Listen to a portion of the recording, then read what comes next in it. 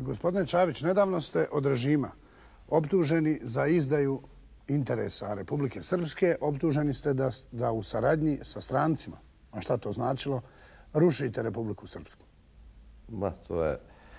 To je taj kontekst, znate, u kome se na neki način ja i gospodin Ivan želimo izdvojiti iz ukupnog političkog milija Republike Srpske, da dobijemo etiketu da smo mi ljudi koji rade protiv interesa Republike Srpske. Što je vam pamet? I onda iza toga slijedi izdajnik, ne znam ja, kolaboracionista, strani plaćenik i takve gluposti.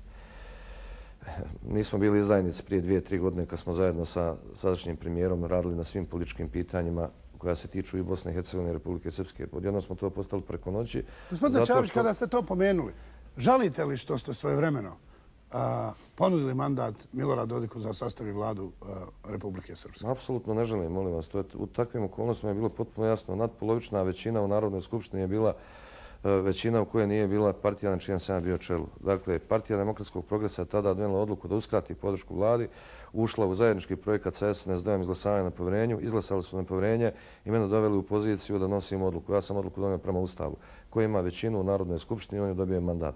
To je bila kohabitacija i na kraju krajeva ja lično mislim, koliko god ko šta pričao, da te 4 godine su pokazale ono što je najbitnije sa ovog prostora, da se vlast može mijenjati bez ulice, demokratskim putem.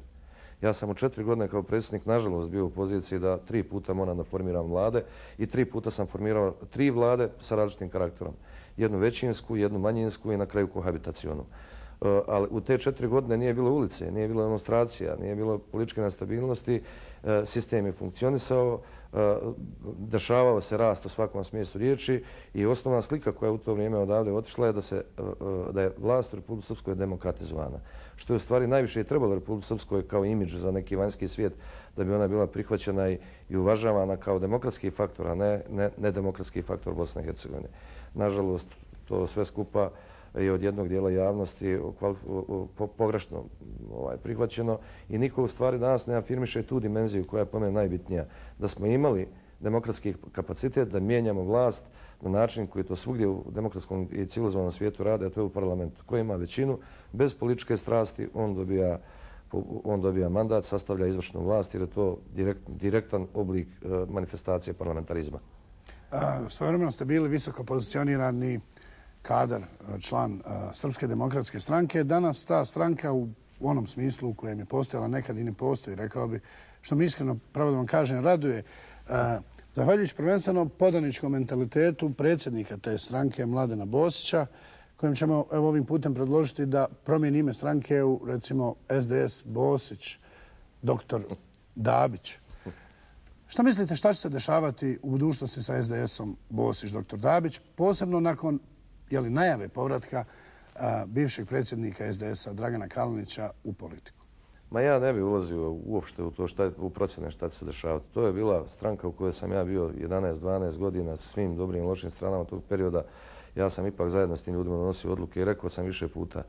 Iz tog izvora sam zajedno s ljudima pio 11 godina vodu i bilo bi stvarno krajnje degutantno da ja danas pljunem u taj izvor, bez obzira što na tom izvoru nisam više zajedno sa njima u nekom figurativnom smislu. Ali ja mislim, jedan razlog zbog čega sam ja napustio Srpsku demokratsku stranku je njegova politika samoizolacionizma. Ja mislim da nijedna politička stranka nema pravo da sebe gura u izolaciju u komunikaciji sa ostalima. Znate, najlakše je povlačiti poteze koje te potpuno izoluju. Ući u konflikt sa političkim predstavnicima Bošnjaka i Hrvata koji su ovdje naravno konstitutivni dio ustavnog poretka. Ući u konflikt sa međunarodnim faktorom i ignorisati njegovo postojanje je također još jedna od zabluda koja se više puta razbila u glavu, ne samo SDS-u, nego svim političkim akterima na ovom prostoru koji su u takvoj iluziji pokušavali da grade politiku. Nastavak takve, kako bih rekao, samo zadovoljavajuće i autističke politike ne može izdobriti. Pogotovo ukoliko se uđe u tu mašinu koju je vrlo vješto napravio SNSD u ovom trenutku. Izvući glavnu opozicijnu stranku, SDS to stvarno jeste, sterilisati je sa nekom imaginarnom pričom o zajedničkim interesima, zajedničkim ciljevima i korespondentnim ciljevima zaštite interesa Republike Srpske i na drugu stranu eksplicitno izdvojiti Ivanića i Čavića kao dva faktora koji su kontra toga jer oni ne brinu o interesima Republike Srpske, imaju neku kolaboracionu ili kako bi ja, ne znam kako bih rekao, plaćeničku ulogu, kako nas kvalifikuju, je najjednostavniji način da se kompletan opozicioni blok na neki način razbije. I to će biti težina koju će na svojim leđima ponijeti Srpska demokratska stranka ukoliko nastavi sa tim flertovanjem sa strankom na vlasti. Još jedno pitanje za kraj, gospodine Čavić, molim vas za kraći odgovor, vrijeme nam pomalo ističe.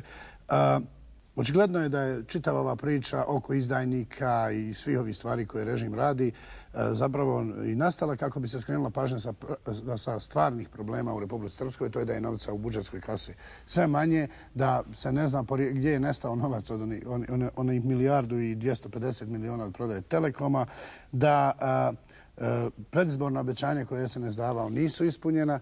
Dakle, smatrate li da zapravo na ovaj način režim ulazi u predizbornu kampanju u kojoj će očigledno vama jako biti teško, mislim na sve opozicione stranke u Republici Srpskoj? Pa, pazite, osnovni koncept stranaka na vlasti, to namjerno govorim stranaka na vlasti, jer nije samo SNSD vlast, to je istovremeno sa njima je Demokratski narodni savez, Socijalistička partija Republike Srpske. Ali evo, te tri političke stranke imaju samo jedan koncept za osvajanje vlasti, novac. I budući da je novca sve manje, šansa za tu vrstu utjecaja na ishod izbora je sve manja. Jer to apsolutno upravljanje novcem je proizvelo apsolutni efekt odgovornosti za upravljanje tim novcem. I nije u pitanju samo 1.200.000.000. U pitanju je preko 1.600.000.000 društvenih sredstava koje se našle na escrow računu u posljednje 3 godine i koje su dobrim dijelom potpuno neracionalno odšle u pogrešnom pravcu i ne samo da su riješili dio efekata globalne krize, nego su i povećali.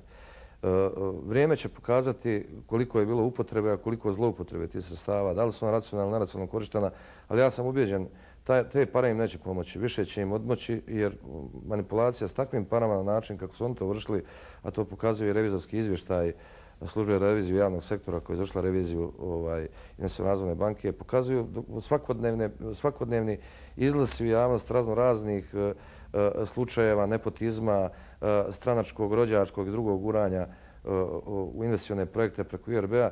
To jednostavno neće donijeti popularnost ovim strankama na vlasti. Mislim da će im taj novac izići na glavu na kraju. Iako, naravno, treba imati u vidu da i taj novac ima dimenziju, može da kupi prije svega ono što nikad ne bi smio da kupi, a to je medije i medijsku sliku koja je sasvim drugačija od one realne i iskrene. Da, bojim se da je tu posao već što se medija barem tiče završen. Gospodine Čavić, hvala vam što ste bili gost 60 minuta. Hvala i vama. Poštovani gledatelji, dakle, bio je to predsjednik Demokratske partije, gospodin Dragan Čavić.